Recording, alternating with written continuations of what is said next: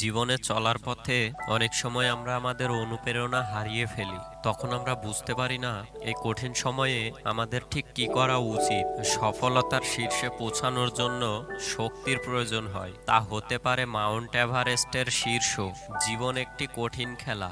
মানুষ হিসাবে আপনার জন্ম অধিকার বজায় রেখে আপনি এই খেলা জিততে পারেন। কৃত্রিম সুখের পরিবর্তে নিরেট উপলব্ধির উপর সম্পর্কিত হন। আমি এই কথাটা স্বীকার করতে রাজি যে আমি কিছু বিষয় পরিবর্তন করতে পারবো না। যারা মহান স্বপ্ন দেখে তাদের মহান স্বপ্ন অবশ্যই পূরণ হয়। আমরা কি এটা জানি না যে আত্মসম্মান আত্মনির্ভরতার সাথে আসে? যদি আমরা স্বাধীন না হই তবে কেউ আমাদের সম্মান করবে না। ভারতে আমরা কেবলমাত্র মৃত্যু, রোগ ও সন্ত্রাসবাদ সম্পর্কে পড়ি। আসুন আজ আমরা বলিদান দিই যাতে কাল আমাদের সন্তানদের ভবিষ্যৎ ভালো হয়। আকাশের দিকে তাকান, আমরা একলা নয়। সমস্ত ব্রহ্মাণ্ড আমাদের জন্য অনুকূল এবং যে স্বপ্ন দেখে এবং পরিশ্রম করে তাকে তার প্রতিদান দেওয়ার জন্য ষড়যন্ত্র করে। আমাকে বলুন, এখনকার মিডিয়া এত নেতিবাচক কেন? ভারতে আমরা কেন আমাদের সাফল্য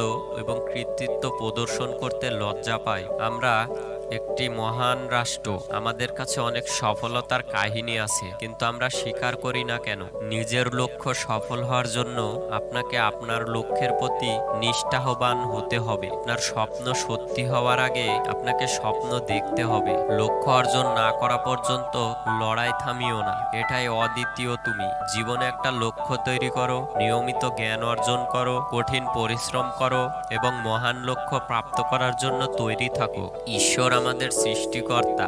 আমাদের মস্তিষ্ক এবং ব্যক্তিত্ব অপরিসীম ক্ষমতা এবং শক্তি দিয়েছেন। ঈশ্বরের প্রার্থনা আমাদের সেই শক্তি বিকশিত করতে সাহায্য করবে। যদি কোনো দেশকে দুর্নীতিমুক্ত এবং মানুষের মনকে সুন্দর করতে হয় তবে তা কেবলমাত্র তিনজন করতে পারে: পিতা, মাতা এবং গুরু। শ্রেষ্ঠত্ব একটি চলমান প্রক্রিয়া, কোনো দুর্ঘটনা নয়। সূর্যের মতো উজ্জ্বল হতে হলে প্রথমে তোমাকে সূর্যের মতো পুড়তে হবে।